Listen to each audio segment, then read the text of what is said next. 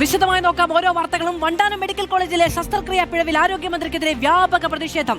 വീണ ജോർജിന്റെ ഔദ്യോഗിക വസതിയിൽ യൂത്ത് കോൺഗ്രസ് പ്രവർത്തകർ റീത്ത് വെച്ചു. മന്ത്രിയുടെ പത്തനംതിട്ടയിലെ പരിപാടിയിലും പ്രതിഷേധമുണ്ടായി. രാവിലെ 8 മണിയോടെ വീണ ജോർജിന്റെ ഔദ്യോഗിക വസതിക്ക് മുന്നിലേക്ക് അപ്രതീക്ഷിതമായിട്ടായിരുന്നു യൂത്ത് കോൺഗ്രസിന്റെ മാർച്ച്.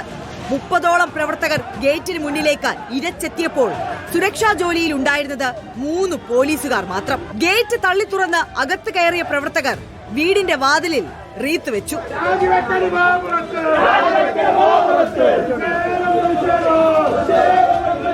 പ്രതിഷേധമുണ്ടായി 15 മിനിറ്റിന് ശേഷമാണ് കൂടുതൽ പോലീസുകാർ എത്തുന്നത്. പ്രതിഷേധക്കാരെ അറസ്റ്റ് ചെയ്ത് നീക്കുന്നതിനിടയിലും കയ്യേറ്റമുണ്ടായി.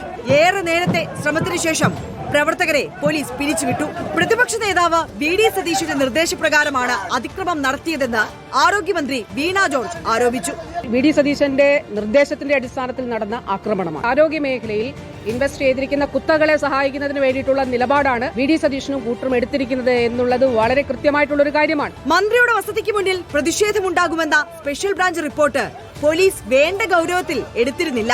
സുരക്ഷാ വീഴ്ചയിൽ കന്റോൺമെന്റ് ASPയോട് കമ്മീഷണർ വിശദീകരണം തേടി.